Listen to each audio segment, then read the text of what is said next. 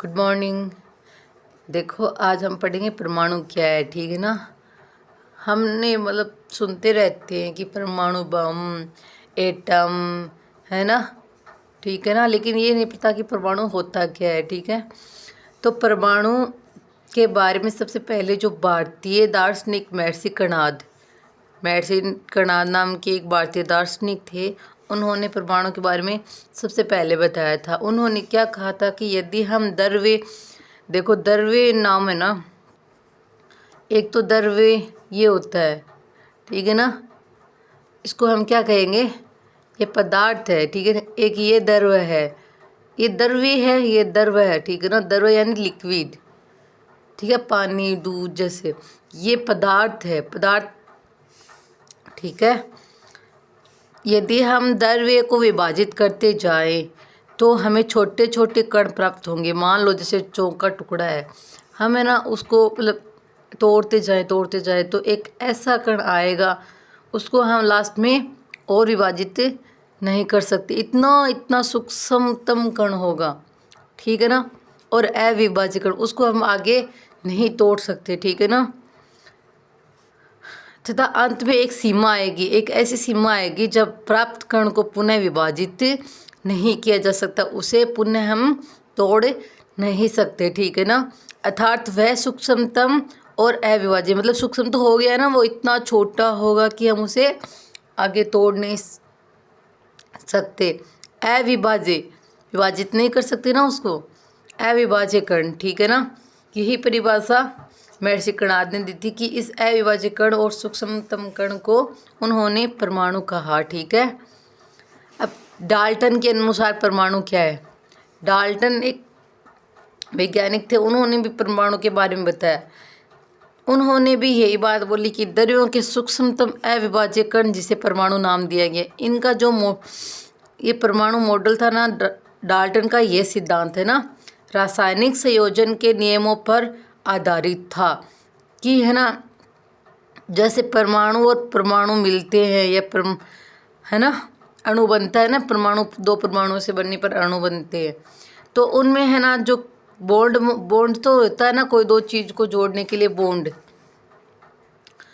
की आवश्यकता होती है ना। तो उन्होंने रासायनिक यानी केमिकल बॉन्ड को, मतलब बॉन्ड के नियमों पर आधारित था उनका ये नियम, ठीक है ना।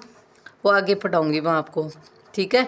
अभी परमाणु कण के अंदर निम्नलिखित कण भी होते हैं। फिर वैज्ञानिकों ने ना खोज की ना आगे से आगे, तो उन्होंने पाया कि परमाणु के अंदर भी बहुत सारे कण होते हैं। जैसे बहुत सारे मतलब इलेक्ट्रॉन, न्यूट्रॉन, प्रोटॉन, है ना। इन छोटे छोटे कणों की संख्या अलग अलग तत्वों में अलग अलग होती है ना। इलेक्ट्रॉन, न्यूट्रॉन, प्रोटॉन, तीन कण हो गए ना। इन इलेक्ट्रॉन की संख्या ना प्रत्येक परमाणु में अलग अलग होती है। जैसे ऑक्सीजन हो गई, है ना, हाइड्रोजन हो गई, इनमें इलेक्ट्रॉन की संख्या कितनी होगी, हम ये कैसे ज्ञात कर सकते हैं। मेन टॉपिक हमारा आज यही है कि इलेक्ट्रॉन, प्रोटॉन और न्यूट्रॉन की संख्या हम कैसे ज्ञात कर सकते हैं, ठीक है ना। आपको पता है ना, ये है नाभिक, ठीक है ना। नाभिक में क्या होता है, प्रोटॉन और न्यूट्रॉन। प्रोटॉन पे धनावेशित होती है, पॉजिटिव चार्ज होता है इस पे, ठीक है ना। ऐसे चिन्ह होता है, सिंबल इसका ऐसे होता है, प्रोटॉन, है ना। न्यूट्रॉन ऐसे, ठीक है ना, इस पे कोई चार्ज नहीं होता। और इलेक्ट्रॉन होता है ना, वो K, L, M, N, ये जो कक्षाएं होती है ना, इसमें चक्कर लगाता रहता है। इसकी भी दो प्रकार की गति होती है, ठीक है ना। तो यहाँ पे प्रोटॉन और न्यूट्रॉन आ गया, यहाँ पे इलेक्ट्रॉन आ गया। अब हमें क्या करना है, संख्या ज्ञात करनी है कि अलग अलग परमाणु में इनकी संख्या कितनी होती है और कैसे निकाल सकते हैं, ठीक है ना। प्रोटॉन की संख्या बराबर परमाणु की संख्या बराबर प्रोटॉन की संख्या। जैसे परमाणु की संख्या ये, जैसे नाइट्रोजन है ना, तो इसमें परमाणु की संख्या कितनी होगी, जिसको हम Z से लिखते हैं, Z बराबर 7। यही तो होगी ना जो पैरों में है, इधर ऐसे नहीं याद रखा जाता तो ऐसे याद रख लो। जैसे जो पैरों में होगा वो हो गया परमाणु संख्या, ठीक है ना। और पैसे परमाणु, पैसे प्रोटॉन की संख्या, ठीक है, हो गया ना। तो परमाणु की संख्या बराबर प्रोटॉन की संख्या। फिर प्रोटॉन की संख्या, जितने प्रोटॉन होंगे ना उतने इलेक्ट्रॉन होंगे। अब आपको पता है ना, कभी कभी प्लस और माइनस दो चार्ज होते हैं। अब आपको ये भी पता होगा कि जो दोनों चार्ज एक दूसरे को बैलेंस कर रहे हैं, ठीक है ना, कर रहे हैं ना, आकर्षित करते हैं ना, ठीक है। तो जितना प्रोटॉन होगा ना उतना ही इलेक्ट्रॉन होगी, इलेक्ट्रॉनों की संख्या होगी, ठीक है ना। फिर न्यूट्रॉन की संख्या, इतना तो समझ में आ गया कि परमाणु की संख्या बराबर प्रोटॉन की संख्या। तो 7 होगी तो ये 7 आ जाएगा, ठीक है ना।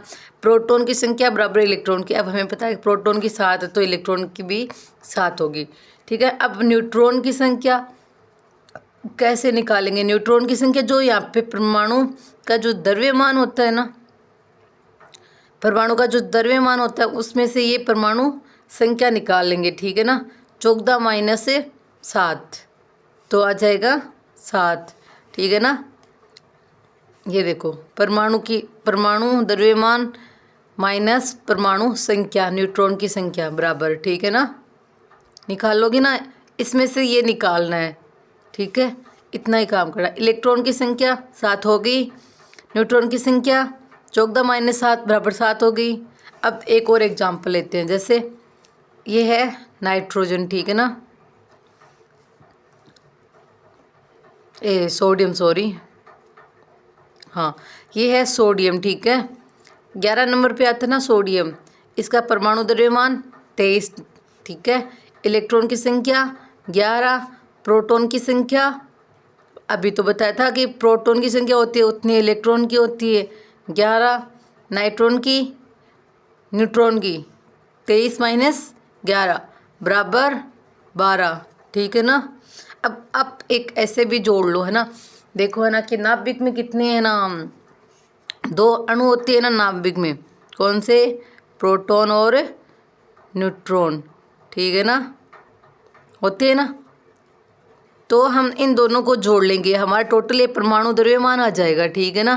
नाभिक का जो परमाणु द्रव्यमान होगा ना नाभिक के अंदर वो आ जाएगा। देखो 12 कितना था न्यूट्रॉन, अब इसमें प्रोटॉन कितना है 11, टोटल कितना आ गया 23, ठीक है ना। हम इन दोनों को जोड़ के भी हम परमाणु द्रव्यमान अगर सेम आ जाता ना सही, तो हम मतलब ऐसे पता कर सकते कि हमने ना सही निकाला है, ठीक है ना। इन दोनों को आप जोड़ लेना, अगर परमाणु द्रव्यमान के बराबर आ जाए तो आपने सही किया, ठीक है ना। यही था आज का टॉपिक की संख्या कैसे निकाले, ठीक है। थैंक्स।